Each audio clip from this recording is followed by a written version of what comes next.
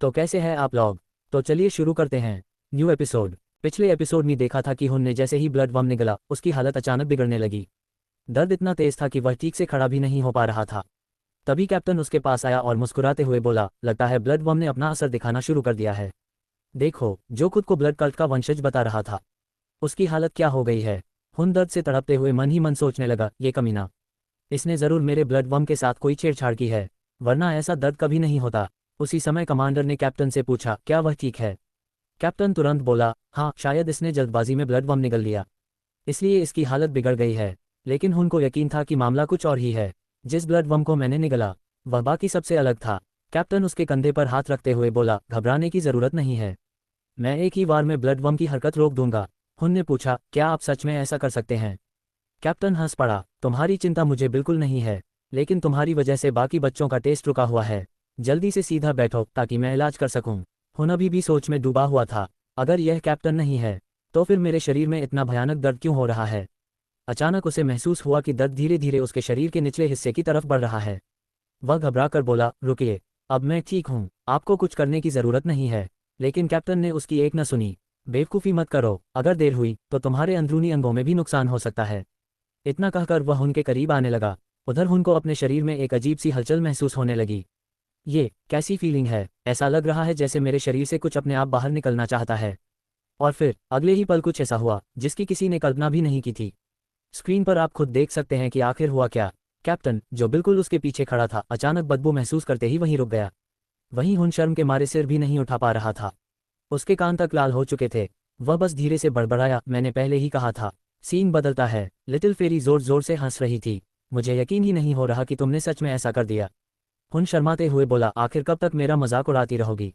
Little fairy हंसते हुए बोली, जितना इस बारे में सोचती हूँ उतनी ही ज्यादा हंसी आती है। इतना लंबा सफर था, लेकिन तुम्हारी वजह से पहली बार खुलकर हंस पाई हूँ। हुन ने गहरी सांस लेते हुए कहा, ठीक है, अब बस भी करो। लिटिल फेरी मुस्कुराकर पूछती है, तो क्या तुम्हारी हालत उसी वजह से ठीक हुई? हुन सिर हिलाकर जवाब देता है, नहीं, इसका कारण ब्लड वर्म है। मेरे शरीर का सारा दर्द गायब हो चुका है, यहाँ तक कि मेरे दिल पर जो भारीपन था वह भी पूरी तरह खत्म हो गया। तभी जबिक पीछे से आवाज लगाता है, ओए ब्लड कल्ट वाले, बता तो सही, हमें कहाँ ले जाया जा रहा है? हुन तुरंत जवाब देता है, मुझे खुद नहीं पता। जबिक शक भरी नजरों से कहता है, सच बोलो, क्या तुम पहले से ही ब्लड कल्ट के आदमी हो? हुन हल्की मुस्कान के साथ बोला, कैसी बेकार बातें कर रहे हो? अगर मैं पहले से ब्लड कल्ट में होता तो यहाँ कैदी बनकर क्यों आता? इसी दौरान पीछे से कैप्टन की आवाज़ गूंजती है, कोई भी आपस में बात नहीं करेगा, अब हम रैंक एवेल्युएशन टेस्ट की जगह पर पहुंच चुके हैं। हुन ये सुनकर मन ही मन सोचने लगा, अजीब बात है, पिछली बार यह टेस्ट कोई और ले रहा था, लगता है इस बार कुछ बदल गया है। कैप्टन सामने मौजूद गुफाओं की तरफ इशारा करते हुए बोला, तुम सामने जितनी भी गुफाएं देख रहे हो, हर गुफा में एक शिक्षक मौजूद है। तुम सबको एक एक करके अंदर जाना होगा और अपना हुनर दिखाना होगा। टेस्ट पूरा होने के बाद तुम्हें एक टोकन मिलेगा, हाई, मीडियम या लो, यही तुम्हारी रैंक तय करेगा। इसके बाद कैप्टन अपनी कमर पर बंधी नीली बेल्ट दिखाते हुए बोला, ये ब्लू बेल्ट इस बात की निशानी है कि मैं एक हाई रैंक मार्शल आर्टिस्ट हूँ। अगर तुम में से कोई भी इतना ताकतवर बन गया कि कल उसे स्वीकार कर ले, तो उसके शरीर से ब्लड वर्म हमेशा के लिए निकाल दिया जाएगा। इतना ही नहीं, अच्छे प्रदर्शन पर इनाम भी मिलेगा। ये सुनते ही सभी बच्चों की आंखों में उम्मीद की एक किरण दिखाई देने लगी। अगर हम अच्छा करेंगे तो इस ब्लड वर्म से छुटकारा मिल सकता है। लेकिन हुन ये सुनकर मन ही मन मुस्कुराया, यही इन लोगों की असली चाल है। पहले उम्मीद दो, फिर उसी उम्मीद के सहारे उन्हें हमेशा के लिए ब्लड कल्ट का गुलाम बना दो। इसी बीच कैप्टन ने अपनी जेब से एक सीटी निकाली। मैंने पहले ही कहा था, यहाँ कोई शोर नहीं करेगा। जैसे ही उनकी नज़र उस सीटी पर पड़ी, उसका चेहरा बदल गया। ये सीटी कहीं वही तो नहीं? बिना एक पल गंवाए उसने अपने दोनों कान बंद कर लिए। ये देखकर जबिक हैरान रह गया। अरे, तुम्हें अचानक क्या हो गया? जबिक हैरानी से पूछता है, तुमने अपने कान क्यों बंद कर लिए? भला एक सीटी की आवाज़ कितनी तेज हो सकती है? लेकिन जैसे ही कैप्टन ने सीटी बजाई, जबिक के चेहरे का रंग उड़ गया। बाकी सभी बच्चों की हालत भी अचानक बिगड़ने लगी।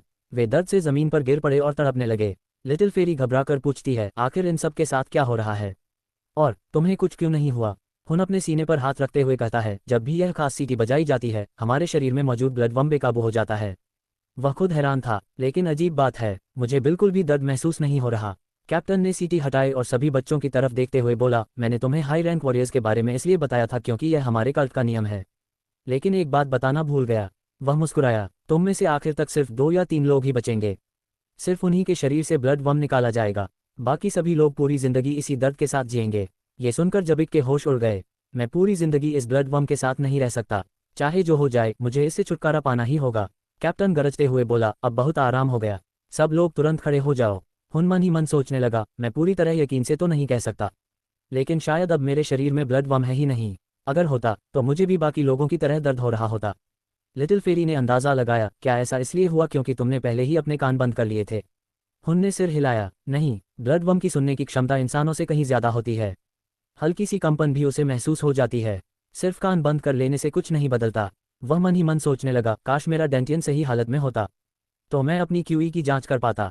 उधर जबिक मायूस होकर बोला, अब जब हमने ब्लड वर्म निगल लिया है तो यहाँ से भागने का कोई रास्ता नहीं बचा। फिर उसने हुन की तरफ देखकर कहा, तुम्हारा डेंटियन तो पहले से टूटा हुआ है। चाहे तुम कितने भी होने आरमर्द क्यों ना हो, इस मामले में मैं तुमसे आगे हूँ। मैं हाई रैंक वॉरियर बनूंगा, ब्लड वर्म निकलवाऊंगा और अपने लोगों का बदला लूंगा। हुन बस उसे देखकर सोचने लगा, यह आखिर किस दुनिया में जी रहा है। इसी बीच कैप्टन ने घोषणा की, अब मैं एक एक करके सबका नाम बुलाऊंगा, जिसको बुलाया जाएगा वही आगे आएगा।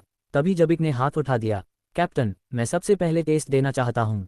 लिटिल फेरी मुस्कुराते हुए बोली, लगता है यह अभी भी तुमसे नाराज है क्योंकि तुमने इसे सीटी वाली बात नहीं बताई। जबिक आत्मविश्वास से आगे बढ़ते हुए हुन से बोला, देख लेना, मुझे तुम्हारी मदद की जरूरत नहीं है, मैं अपने दम पर सबसे ऊपर पहुंचूंगा। लेकिन अगले ही पल धड़ाम, कैप्टन का एक जबरदस्त मुक्का सीधे उसके चेहरे पर पड़ा और वह कई कदम दूर जाकर गिर गया। कैप्टन गुस्से से गरजा, क्या तुम बहरे हो? मैंने साफ कहा था कोई भी अपनी मर्जी से आगे नहीं आएगा, सिर्फ वही चलेगा जिसका नाम मैं लूंगा। जब कोई हाई रैंक वॉरियर आदेश दे तो बिना सवाल किए उसका पालन करना सीखो। जमीन पर पड़े जबिक को देखकर हुन ने मन ही मन कहा, बेवकूफ, आखिर इतनी जल्दबाजी करने की क्या जरूरत थी। इसके बाद कैप्टन सीधे हुन के सामने आकर रुक गया। पिछले टेस्ट में तुम पहले स्थान पर आए थे, इसलिए इस बार भी पहला मौका मैं तुम्हें ही देता हूँ। हुन पहले से ही इसके लिए तैयार था, मुझे अंदाजा था कि यह ऐसा ही करेगा, लेकिन यह आदमी हर बार मेरे लिए नई मुसीबत बन जाता है। कैप्टन ने मुस्कुराकर पूछा, कोई दिक्कत तो नहीं? आखिर ब्लड कल्ट के वंशज को इससे परेशानी नहीं होनी चाहिए। हुन सम्मान से झुक गया, दिक्कत कैसी कैप्टन, आपने मुझे यह अवसर दिया इसके लिए मैं आपका आभारी हूँ। लेकिन मन ही मन वह सोच रहा था, मेरी पिछली जिंदगी भी आसान नहीं थी, लेकिन यह नई जिंदगी उससे भी ज्यादा उलझी हुई लग रही है। इतना कहकर हुन गुफा के अंदर चला गया। रास्ते में उसने सोचा, पिछली बार यह टेस्ट कैप्टन वांगम ने लिया था, इस बार सब कुछ बदल चुका है। लिटिल फेरी ने पूछा, जब तुम्हारा डेंटियन टूटा हुआ था तब पिछली जिंदगी में तुम्हें कौन सी रैंक मिली थी? हुन हल्का सा हंस पड़ा, सबसे नीचे वाली, लो रैंक वॉरियर्स को तो बस मोहरे की तरह इस्तेमाल किया जाता है।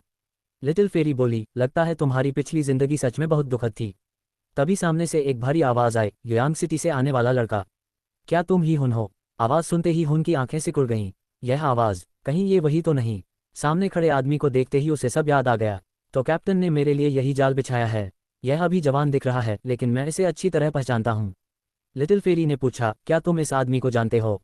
हुन ने शांत स्वर में जवाब दिया, हाँ, मेरी पिछली जिंदगी में यही मेरा सीधा अधिकारी था, ये ब्लड वुल्फ स्क्वाड का कप्तान नाहा है। नाहा ने दोबारा पूछा, मैंने सवाल किया था, क्या तुम ही युयांग सिटी से आए हुए हुन हो?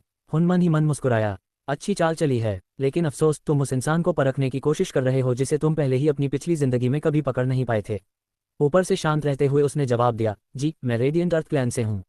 आपने सही पहचाना, मेरे दादाजी अक्सर ब्लड वुल्फ स्क्वाड के बारे में बताया करते थे। नाहा ने तुरंत अपनी तलवार निकाल ली, झूठ, बिल्कुल साफ झूठ। वह ठंडी आवाज में बोला, तुम कहते हो कि तुम्हारे दादाजी ब्लड वुल्फ स्क्वाड में थे, लेकिन हमारे पूरे स्क्वाड में ऐसा कोई व्यक्ति कभी था ही नहीं। इतना कहकर नाहा तलवार लेकर सीधे उनकी तरफ बढ़ा, अब सच सच बताओ, आखिर तुम हो कौन? और यहीं से हालात एक बार फिर बेहद खतरनाक मोड़ लेने वाले थे।